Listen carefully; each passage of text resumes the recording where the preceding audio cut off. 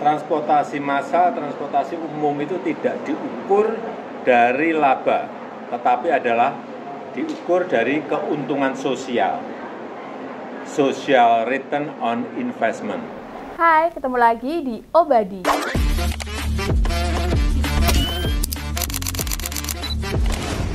Kali ini saya akan mengupas isu terbaru yang banyak banget dibicarakan di berbagai media. Salah satunya yakni isu tentang kereta cepat atau kita kenal dengan nama bus. Dan bagi saya nyimak isu ini sebenarnya asik sih, seandainya cerita bagaimana proyek ini direncanakan, dirumuskan, hingga dieksekusi, dibuka tanpa ada yang ditutup-tutupi. Neng, ya mau bagaimana? Wong cara Pak Jokowi menjelaskan soal keriuhan kereta cepat kok kayak mengalihkan gitu. Yang lagi pengen kita ketahui apa? Yang dia jelasin tuh apa? Nggak ada kaitannya sama sekali. Jangan tanyakan hal yang sama pada relawan atau fans Pak Jokowi. Pasti udah ngeyel, ngebela junjungannya. Wong memang mereka biasanya ngeyel, bukan berdebat pakai nalar. Kan Pak Jokowi bilang transportasi massal itu tidak diukur dari laba, melainkan diukur dari keuntungan sosial. Omongan begini intinya buat meredam aja sebenarnya. Ngapain sih meributkan duit gede yang keluar bila benefitnya itu tidak langsungnya itu lebih besar daripada yang dikeluarkan. Fakta ini bisa langsung tak bantah. Ini sesuatu yang seolah benar namun sebenarnya keliru. Nggak masuk akal. Sekarang gini aja, duit ratusan triliun yang dibuat membangun kereta cepat itu, duitnya siapa? Sumbernya dari mana? Utang kan? Yang utang siapa? Negara atau BUMN? Begitu dia direalisasikan ke proyek kereta cepat, yang naik bisa semua orang atau hanya yang mampu saja? Kalau tarif kereta cepat 200.000 sampai 300.000, apakah itu adil namanya? Apa semua golongan atau para pekerja buruh, petani, pedagang, atau pedagang asongan bisa beli tiket seharga itu? Pasti ada yang mikir gini, kan yang ngelunasi itu pengelola KCIC yang mengoperasikan kereta cepat. Beneran itu yang melunasi KCIC? Siapa sih KCIC itu? KCIC itu sebuah institusi di bawah PT KAI. KCIC kepanjangan dari Kereta Cepat Indonesia Cina. Saya ragu duit cicilan itu murni diambilkan dari penghasilan atau segala sesuatu yang berkaitan dengan kereta cepat saja. Contoh dari tiket, sewa kios, parkir, jasa armada, dan semua itu yang ada di stasiun-stasiun kereta cepat. Yakin setahun labanya bisa tembus 2 triliun? Wong penumpangnya saja tidak pernah penuh kursinya. Dibanding duit yang sudah keluar buat mewujudkan bus, terus nyicilnya per tahun 2 triliun, butuh berapa tahun lunas? Belum lagi gaji pegawai, biaya perawatan, biaya operasional, bunga utang, apa yang tidak makin lama lunasnya itu? Kalau nyicilnya kurang dari kewajiban, apa KCIC cari pinjaman atau BUMN KAI yang nutup? Andaikan ditutup KAI, berarti sumber dananya kan diambilkan dari keuntungan bisnis non kereta cepat, alias yang selama ini jadi dividennya KAI.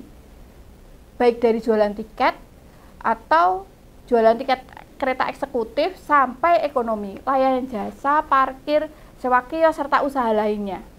Padahal bila tidak ada kewajiban menambah utang, keuntungan bisa masuk ke kas negara, duitnya bisa digunakan untuk memakmurkan rakyat. Nah, kalau dividen KAI berkurang, rakyat rugi enggak itu? Program pemerintah buat mensejahterakan rakyat ikut terpengaruh atau enggak? Ini menandakan kita sebagai rakyat malah rugi. Penerimaan negara berkurang. Ya gara-gara kereta cepat itu toh. Gimana coba? Apa pada mau mikir ke situ? Mau beralasan keuntungan sosial, tidak apa-apa asal semua rakyat bisa mengakses fasilitas yang dibangun dari duit rakyat, termasuk buat ikut merasakan enaknya naik kereta cepat. Contoh yang serupa, meski tidak sama misalnya, sekolah negeri kan dibiayai sama negara. Siapapun berhak untuk bersekolah di sekolah negeri. Terus ada puskesmas, rumah sakit negeri, Kan dibangun pakai anggaran negara. Semua rakyat punya hak untuk mendapatkan pelayanan di sana. Bagi orang kaya yang pengen akses istimewa atau dilayani cepat, kan tidak bisa. Ya silahkan antri. Kalau tidak mau antri, mesti bayar mahal biar dilayani kelas VIP atau ke rumah sakit swasta. Di jasa listrik kan sama aja. Mau menikmati tarif murah, ya pasang daya 450 atau 900 watt. Bagi orang kaya, daya segitu kurang, makanya dia bayar mahal ke PLN supaya dapat daya lebih gede. Gimana? Sudah terbayang perbandingannya? Di layanan kereta yang sama, disilahkan pakai duit negara, bukan menyediakan layanan KRL, LRT, MRT, semua harganya terjangkau. Rakyat dari golongan manapun bisa menikmati, karena semua layanan itu pakai duit rakyat. Jikapun bayar, ada subsidi negara, sehingga tarifnya terjangkau. Kalau mau layanan kereta yang eksekutif, biar orang kaya bayar yang lebih mahal, tidak masalah, sebab kereta eksekutif itu tidak disubsidi. Jadi ukuran investasi sosial dipakai untuk membangun atau menyediakan fasilitas yang bisa diakses oleh seluruh lapisan masyarakat, bukan golongan tertentu. Disinilah bagi saya ada yang diucapkan Pak Jokowi tidak tepat, menggiring pemahaman yang tidak pas. Seakan-akan Pak Jokowi pengen menjawab, oke lah Gus, menghabiskan 112 triliun, kan kita dapat substitusi dari duit sebesar itu. Apa substitusi yang dicontohkan Pak Jokowi? Ada soal pengurangan emisi karbon, ada soal produktivitas, ada tentang polusi, ada tentang waktu tempuh, dan lain sebagainya. Ini loh yang mengapa bagi saya bukti jawaban mengalihkan. Kan yang lagi kita seriusi, yang lagi diseriusi ini kemampuan KAI buat nyicil utang sekitar 2 triliun per tahun. Memenuhi kewajiban ini saja bingung. Gimana mau bicara keuntungan sosial? Apa sebelumnya atau waktu direncanakan itu tidak ada pemetaan kemampuan BUMN dalam hal ini KAI yang bergerak di bidang perkeretaapian itu? Nyicil pakai apa? Apa pakai dividen, pakai dana efisiensi? Apa ngutang lagi? Atau jadi tanggung jawab pemerintah? Ada yang bisa menjelaskan soal tanggung jawab KAI itu masuk wilayahnya siapa? Terus yang juga penting kita cermati dari argumentasi yang dibangun Pak Jokowi, apakah hasil pengurangan emisi karbon, produktivitas, polusi, dan apalagi tadi, itu sudah setara 2 triliun. Harusnya waktu menerangkan begitu Pak Jokowi mesti memaparkan data realnya bagaimana. Setidaknya dalam stasiun ini nilai keuntungan sosial itu melebihi dari 2 triliun. Itu hebat banget. Contoh nih, beneran setelah ada WUS, tingkat kemacetan Jakarta Bandung itu berkurang. Misalkan berkurang beberapa persen lah. Bisa dijelaskan ke rakyat apa enggak apa itu? Kan enggak. Apa di saat jam-jam perjalanan WUS, jalanan lumayan lancar, berkurang signifikan atau sama saja? Atau gini asumsinya, orang-orang naik WUS semula bepergian itu dari Jakarta ke Bandung atau sebaliknya bawa mobil. Begitu ada WUS, itu terkurangi. Saya sodorkan data nyata saja, kapasitas penumpang WUS itu naik semua terisi, ada 501 kursi penumpang. Anggap saja semua yang naik itu pejabat. Naik pakai mobil minimal butuh 4 mobil. Ada mobil patwal, ada mobil si pejabat itu sendiri, mobil ajudan sama mobil pendukung. 4 kali 601 pejabat berarti 2.404 kendaraan. Apakah di jam kereta WUS jalan di jalanan Jakarta Bandung bisa bila dikurangi 2.404 mobil itu cukup signifikan atau jumlahnya memang banyak sih sebenarnya.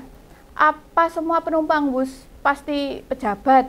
Apa semua membutuhkan 4 mobil tiap satu pejabatnya? Terus memang setiap keberangkatan WUS selalu penuh kursinya, 601 kursi itu selalu penuh, selalu terisi. Kan ya enggak. Jadi argumen Pak Jokowi mengurangi gas karbonnya itu sampai seberapa metrik ton atau kiloton dikonversi dalam rupiah, berapa nominalnya? Jangan hanya bicara emisinya saja Pak, sekalian dibicarakan datanya ada ndak, situ ngasih bantahan atau ndak didukung data yang valid.